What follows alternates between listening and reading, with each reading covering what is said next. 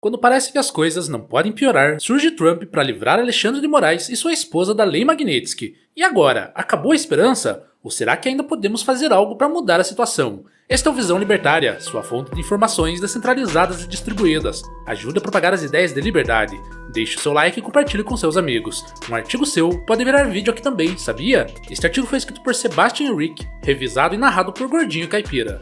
Na última semana, fomos atingidos por uma notícia tão ruim que para muita gente acabou matando a pouca esperança que ainda tinham em algum futuro desse país. O governo dos Estados Unidos decidiu retirar as sanções impostas ao ministro do Supremo Tribunal Federal, Alexandre de Moraes, bem como a sua esposa e a holding familiar associada a ele, que haviam sido aplicadas meses antes, com base na chamada Lei Global Magnitsky. As medidas, que incluíam bloqueio de ativos, restrições financeiras e impedimentos de entrada em território norte-americano, foram simplesmente revertidas sem nenhuma explicação clara do motivo. Será que Moraes simplesmente deixou de ser um violador de direitos humanos? Autoridades americanas falaram em reaproximação diplomática, normalização das relações bilaterais e em um novo ambiente político no Brasil que tornaria as sanções desnecessárias. Mencionou-se inclusive o avanço de projetos legislativos como o PL da dosimetria, como fatores que teriam pesado na decisão. Mas todas essas explicações acabaram sendo muito vagas e por isso muita gente desconfia que Lula ofereceu algo a Trump em troca da retirada das sanções. O impacto dessa grande movimentação no tabuleiro geopolítico foi muito grande, principalmente entre aqueles que vinham nutrindo uma grande esperança de que as sanções internacionais seriam o grande freio à escalada autoritária do judiciário brasileiro. Para muita gente, a Magnitsky era vista como uma espécie de carta final, um instrumento capaz de impor limites externos a um poder que, internamente, parecia não reconhecer freios nem contrapesos.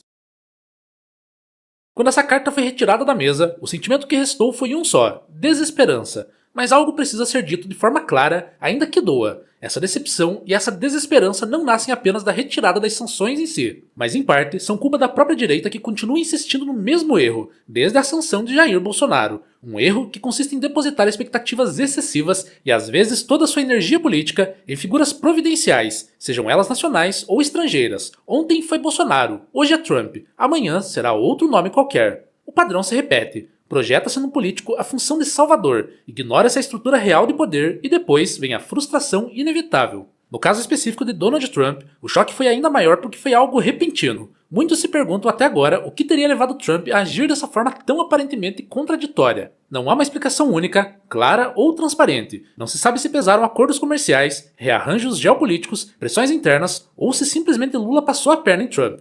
O fato é que quando interesses maiores entram em jogo, princípios abstratos costumam ser os primeiros a serem sacrificados. Isso não é uma particularidade de Trump, é uma característica estrutural da política estatal. E aqui vale fazer uma pausa para uma reflexão mais profunda que deveria ter sido feita há muito tempo. A direita brasileira, de modo geral, parece não ter assimilado uma das lições mais básicas ensinadas por Olavo de Carvalho ao longo das décadas: a distinção entre infraestrutura e superestrutura, um conceito oriundo do próprio marxismo, curiosamente tão ignorado por aqueles que se dizem seus adversários. Olavo sempre insistiu que cargos políticos, mandatos, visibilidade midiática e influência institucional pertencem ao campo da superestrutura. Eles moldam discursos, leis e narrativas, mas não constituem por si só poder real. Poder real, como Olavo gostava de repetir, é algo muito mais simples e ao mesmo tempo muito mais difícil de se conquistar. Poder real é o número de pessoas que te obedecem voluntariamente. É a capacidade de orientar comportamentos, formar consciências, criar lealdades e estabelecer padrões de ação sem recorrer à coerção direta.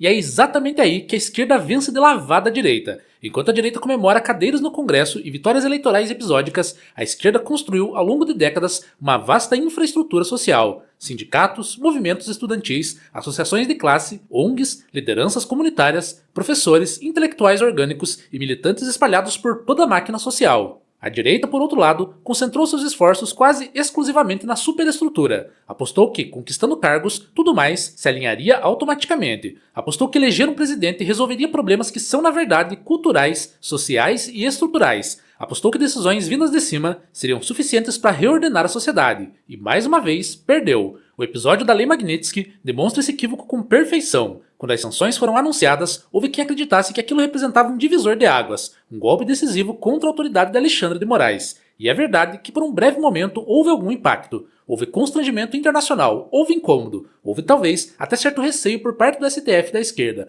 mas nada disso foi suficiente para interromper a cruzada autoritária que já estava em curso. As decisões continuaram, a lógica de concentração de poder seguiu intacta, a sanção causou um dano momentâneo, mas não alterou a estrutura. Eu mesmo, autor desse artigo, já havia apontado isso anteriormente no vídeo intitulado Coca-Cola é alertada pelo governo Trump após patrocinar evento em que Moraes é palestrante. Ali já argumentava que a efetividade da Magnitsky era limitada, especialmente quando usada como substituto para ações internas de base.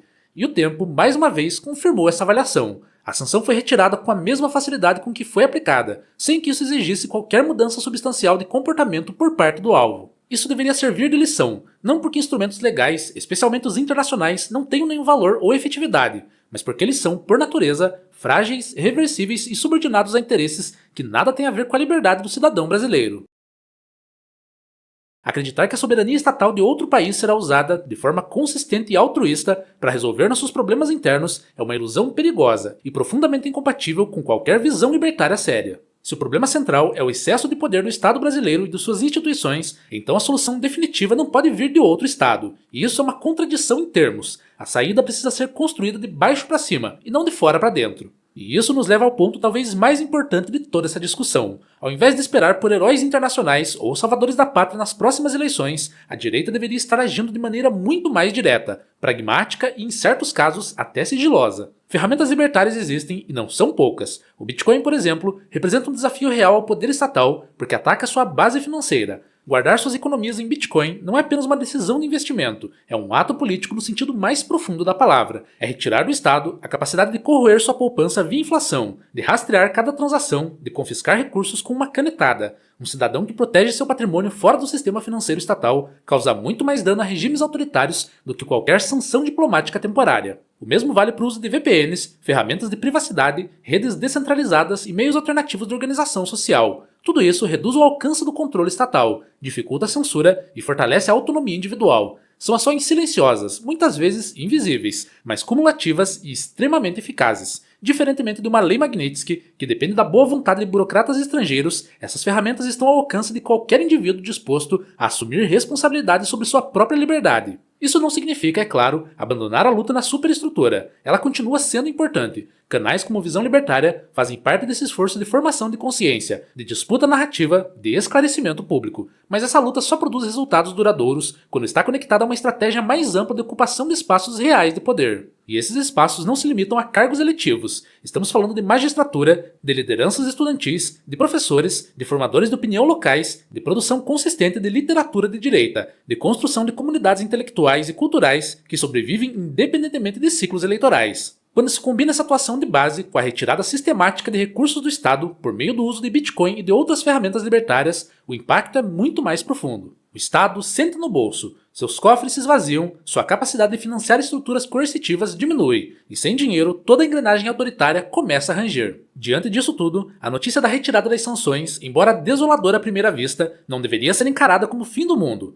A história está repleta de períodos muito mais sombrios, enfrentados em épocas que não existia nada remotamente parecido com o Bitcoin, com a criptografia moderna ou com redes globais de comunicação descentralizada. Se foi possível resistir e avançar em contextos muito mais hostis, não há razão para sucumbir agora ao desânimo. Talvez a principal lição desse episódio seja justamente essa: liberdade não se terceiriza, não se delega, não se importa de Washington, Bruxelas ou qualquer outra capital. Ela é construída dia após dia por indivíduos dispostos a reduzir sua dependência do Estado e a fortalecer laços voluntários de cooperação. Portanto, fica aqui o convite, ou se preferir, o desafio. Façam aquilo que Trump foi incapaz de fazer de forma consistente. Sancionem vocês mesmos todos os ditadores do governo brasileiro, não com decretos vazios, mas retirando seu dinheiro do sistema estatal, usando o real o mínimo possível, protegendo seu patrimônio, fortalecendo redes paralelas e reduzindo na prática o poder de quem vive de coerção.